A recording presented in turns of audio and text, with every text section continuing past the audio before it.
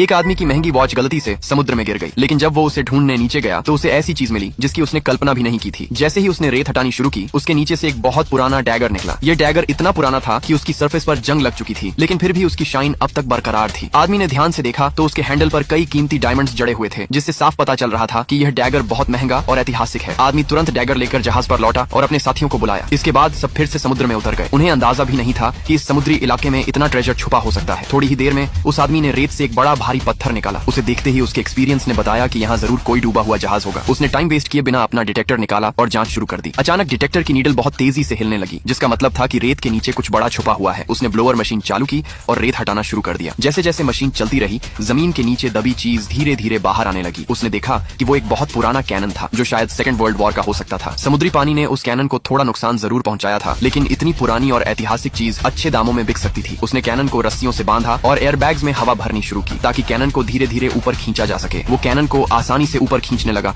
लेकिन जैसे ही वो सरफेस के पास पहुंचा, अचानक एक हाई स्पीड बोट उसके ठीक ऊपर आ गई। पता चला कि मरीन पुलिस आसपास पेट्रोल कर रही थी। उन्होंने देखा कि वहाँ एक जहाज खड़ा है, जबकि यह इलाका एक्सप्लोरेशन के लिए प्रोहिबिटेड था। इसलिए उन्होंने कैनन को पानी से बाहर निकालने की हिम्मत नहीं की। उसके एक साथी ने पुलिस को बातचीत में उलझाने की कोशिश की, लेकिन पानी में ज्यादा देर तक रुकना आसान नहीं था। इसी बीच पॉल ने फैसला किया कि वो थोड़ा ऑक्सीजन रिलीज करके कैनन को वापस नीचे गिरा देगा, लेकिन उसके एक साथी से गलती हो गई और उसका हाथ फिसल गया। उसने एक बार में सारा ऑक्सीजन रिलीज कर दिया। कैनन तेजी से नीचे गिरने लगा और उसका साथी भी उसके साथ खींचता चला गया। उसका एक हाथ कैनन के नीचे फंस गया। सब साथी मदद के लिए आगे आए, लेकिन कैनन इतना भारी था कि कोई उसे हिला भी नहीं पाया। ऊपर से ऑक्सीजन भी लगभग खत्म हो चुकी थी। अगर ऐसे ही चलता रहा तो सबकी जान जा सकती थी। इस संकट की घड़ी में पॉल ने दिमाग लगाया। उसने बची हुई ऑक्सीजन एयरबैग्स में भरी और पूरी ताकत से कैनन उठाने की कोशिश की। एयरबैग्स की मदद से सबने मिलकर अपने साथी को बचा लिया। जब सब जहाज पर लौटे तो देखा कि मरीन पुलिस अब भी वहां खड़ी थी, लेकिन किस्मत ने साथ दिया, क्योंकि उनके साथी नीला ने देखा कि पुलिस में से एक उसका पुराना दोस्त था। थोड़ी बातचीत के बाद उसने उन्हें वहां से जाने दिया। इस घटना के बाद पॉल को यकीन हो गया कि इस समुद्री इलाके में बहुत सारा ट्रेजर छुपा है। अगले दिन वो फिर से पूरा सामान लेकर समुद्र में उतरा। इस बार आधा घंटा भी नहीं हुआ था